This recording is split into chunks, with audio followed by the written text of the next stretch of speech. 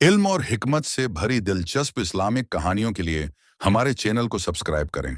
गुरूर का महल सदियों पहले एक अजीम सल्तनत थी, रियाज-ए-ऐमान। उसका बादशाह शहंशाह जाहिद बिन कासिम अपनी ताकत, दौलत और फतूहात पर नाज करता था।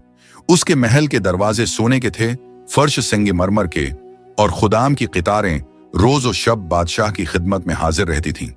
लेकिन एक कमजोरी थी, गुरूर। जाहिद कहता था, मैं उस जमीन पर सबसे बड़ा हाकिम हूं, मेरी इजाजत के बगैर पता भी नहीं हल सकता। उसके दरबार में एक बुजुर्ग आलम शेख अब्दुल रऊफ अक्सर नसीहत किया करते थे, बादशाह सलामत, ताकत आरजी है, दिल नर्म रखें, जो आज तख्त पर है कल मिट्टी में होगा।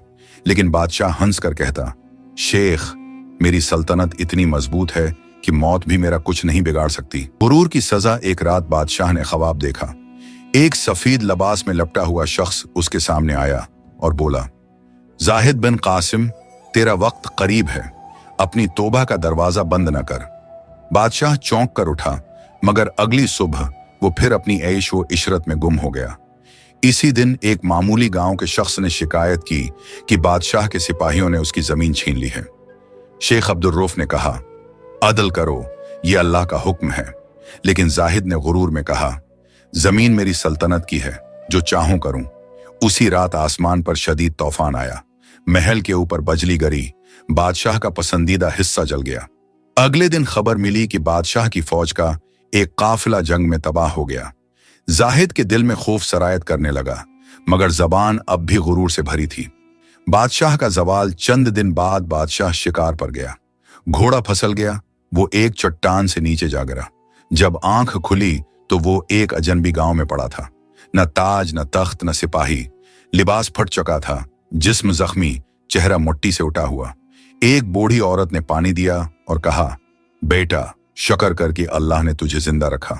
जाहिद ने पूछा, क्या तुम जानती हो मैं कौन हूं? बूढ़ी औरत मुस्कुराकर बोली, तुझे पहचानने से पहले अपने आप को पहचान बेटा, यही असल बादशाही है। ये जमला जाहिद के दिल में तीर की तरह लगा। दिन गुजरते गए, जाहिद गांव में रहने लगा, लोगों की खिदमत करता, जख्मियों का इलाज कराता, बच्चों को पानी पिलाता। पहली बार उसे एहसास हुआ कि बादशाही तख्त से नहीं, खदमत से होती है। रब की तरफ वापसी एक रात जाहिद गांव की मस्जिद गया। वहां वही बुजुर्ग शेख अब्दुल रऊफ नमाज पढ़ा रहे थे। जाहिद जमीन पर गिर गया, रोते हुए बोला, शेख, मैंने जुल्म किया, मैंने गुरूर किया, क्या मेरे लिए तौबा की कोई उम्मीद है? शेख ने मुस्कुराकर कहा, जाहिद, रहमत खुदा कभी बंद नहीं होती। अगर फिरौन जैसे को दावत तौबा मिली तो तुम्हें क्यों नहीं? जाहिद ने पूरी रात सजदे में गुजारी। उसकी आंखों से आंसू बहते रहे और दिल से सदा निकलती रही, या रब, मैं अब तेरा बंदा बनना चाहता हूं, बादशाह नहीं। सुबह जब सूरज तुलुआ हुआ, जाहिद ने फैसला किया, वो महल लौटकर अपनी राया से माफी मांगेगा। तौबा का ऐलान, जाहिद महल वापस आया। दरबार लगा, सब अमीर, वजीर, सिपाही मौजूद थे। लेकिन आज उसके चेहरे पर गुरूर नहीं, आजिजी थी। वो तख्त पर नहीं बल्कि फर्श पर बैठ गया। सब हैरान थे। जाहिद बोला, मैंने जुल्म किया, मैंने अल्लाह के हुक्म तोड़े, आज मैं अपनी सल्तनत अल्लाह के हवाले करता हूं।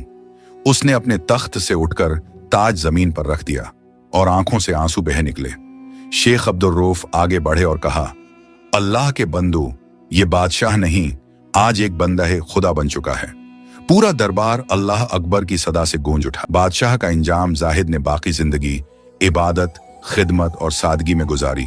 वो अपने हाथों से गरीबों को खाना खिलाता, मस्जिद बनवाता, यतीमों की कफालत करता। उसकी शहरत दोबारा फैली, मगर अब उसमें गुरूर नहीं, सिर्फ आजिजी थी। एक दिन वो फज्र की नमाज के बाद कुरान पढ़ते हुए खामोश हो गया। शेख अब्दुल रऊफ ने करीब आकर देखा, जाहिद दुनिया से जा चुका था। होंठों पर मुस्कुराहट थी और हाथ में कुरान खुला हुआ था। बेशक अल्लाह तौबा कबूल करने वाला और मेहरबान है। पूरा शहर उस दिन रो रहा था, इस बादशाह के लिए जो तख्त से नहीं, तौबा से बादशाह बना। सबक, गुरूर इंसान को अंधा कर देता है, लेकिन तौबा उसे वो रोशनी देती है जो तख्त व ताज से नहीं मिलती।